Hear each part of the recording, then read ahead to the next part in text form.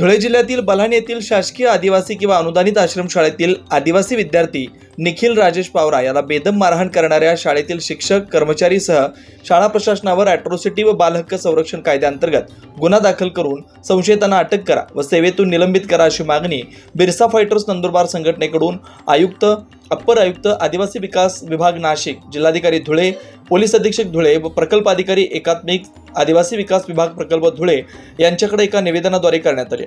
मागणीचे निवेदन तहसीलदार शहादा यांना देण्यात आले।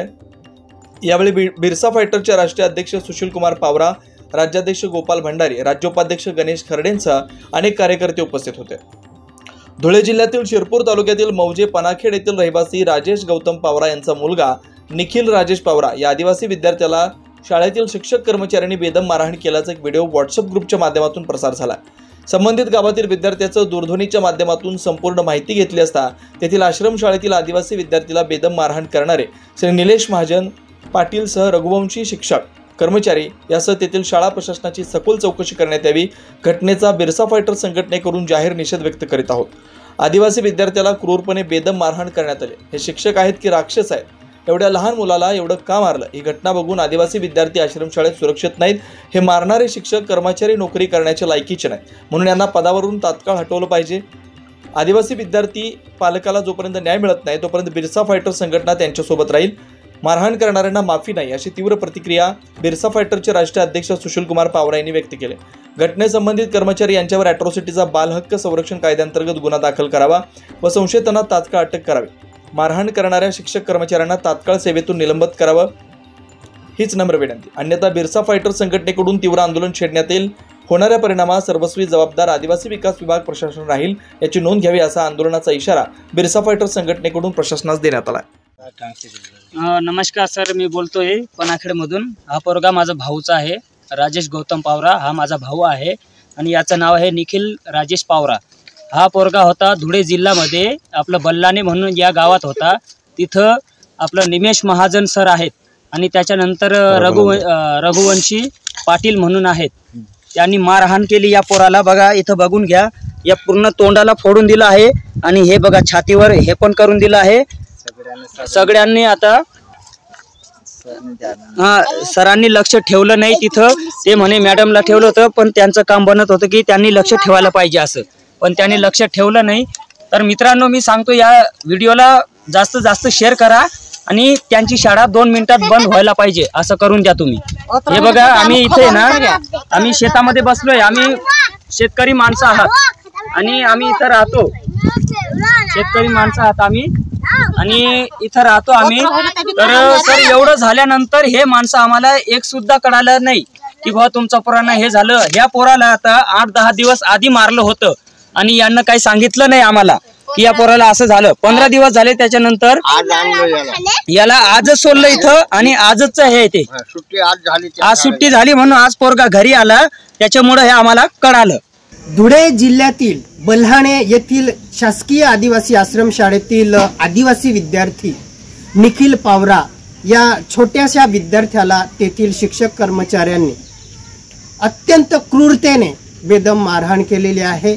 या मारहाणीत त्या विद्यार्थ्याचं तोंड फुटलेलं आहे, तोंडातून रक्त निघत आहे, डोळ्यातून रक्त निघत आहे, छातीवरती बेदम मारहाण केलेली आहे।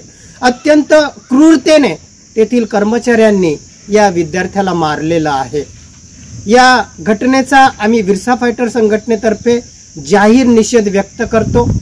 मुले ही देवाघरची फुले असं आपण म्हणतो आणि आमच्या आदिवासी विद्यार्थ्यांना निवासी शाळेमध्ये पालक हे तेथे विद्यार्थी सुरक्षित राहतील, तेथील शिक्षक तिथले कर्मचारी प्रेमाने शिकवतील या आशेने या आश्रमशाळेमध्ये दूर गावात पालक हे विद्यार्थ्यांना शिक्षणासाठी ठेवत असतात। परंतु बल्हाणेसारख्या येथील अशा घटना बघून कुठेतरी आमचे आदिवासी विद्यार्थी हे आश्रमशाळेमध्ये सुरक्षित नाहीत असं आम्हाला वाटतं। हे शिक्षक आहेत की राक्षस आहेत असा प्रश्न निर्माण होतो। एवढ्या क्रूरतेने या विद्यार्थ्याला मारण्याची गरज नव्हती। कोणतं असा गुन्हा या विद्यार्थ्याने केला की एवढं बेदम मरेपर्यंत हा विद्यार्थी मेला असता, एवढ्या क्रूरतेने त्या विद्यार्थ्याला मारलेला आहे। हा व्हिडिओ बघून आम्हालाही विचित्र वाटतं। कुठेतरी आमच्या आदिवासी बांधवांमध्ये या घटनेच्या बाबतीत संताप निर्माण झालेला आहे, राग निर्माण झालेला आहे।